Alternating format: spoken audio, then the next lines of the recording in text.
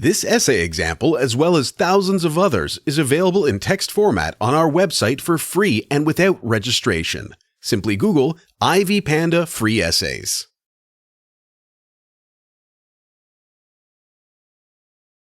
Background.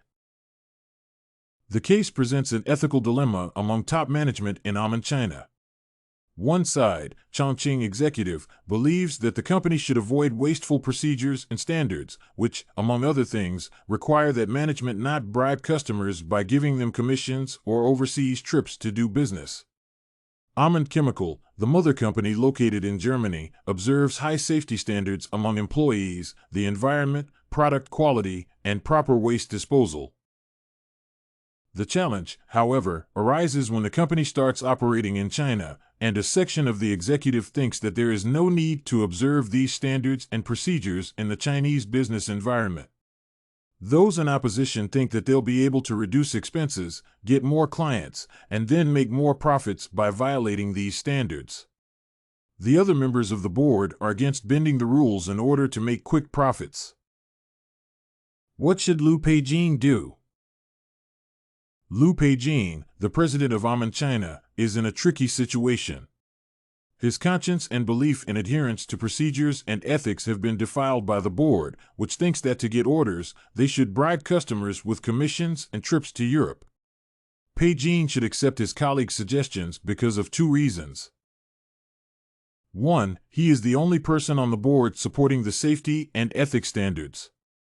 This means that, as an individual, he cannot oppose a complete board that is already determined to violate ethics and safety standards. What are the problems in this case? There are several problems presented in the case. To begin with, the company has not been running at a profit because of its strict procedures, which demand that the company maintain high standards of safety, like workers putting on expensive helmets from Europe and proper disposal of MDI wastes.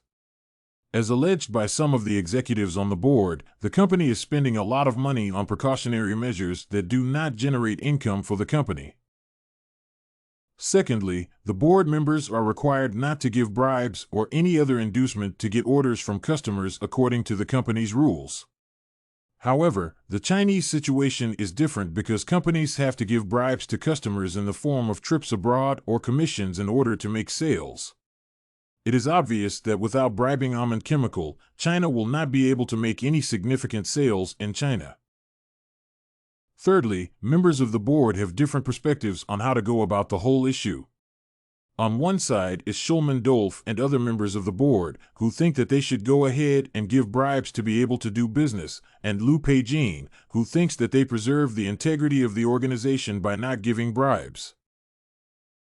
He maintains that the company should continue with safety measures within the company and to the environment because of a situation he witnessed in the past when an accident took place in the company he was working for, and because employees were not protected, they were seriously injured. What are the options for Liu? Liu Peijing has few options. The first option he has is to resign from the company because he says that one of the reasons that motivated him to join the company is the values and standards the company upholds. The second option is a little bit risky, but it is an option anyway.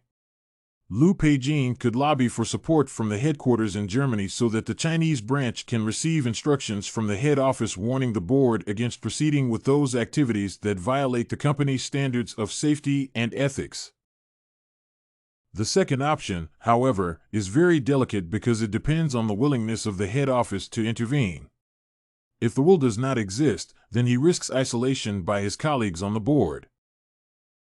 The third option is to accept their proposal because they are the majority. As the saying goes, if you cannot beat them, join them. This will give him ample time and will reduce points of contention with his colleagues on the board. Being the president of Almond China, he needs the support of other members if he is to steer the company in a positive direction. What should you do?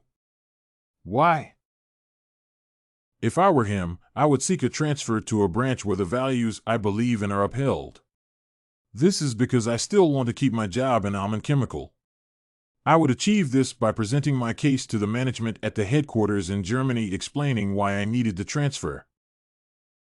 If the request for a transfer is not granted, then I would resign from the company and seek employment elsewhere because my belief in integrity cannot be compromised. If you want to find more works like this essay on Boardroom cultural clash, an ethical dilemma among top management in Almond China, head over to ivypanda.com. It has a collection of samples with thousands of submissions covering virtually all academic subjects.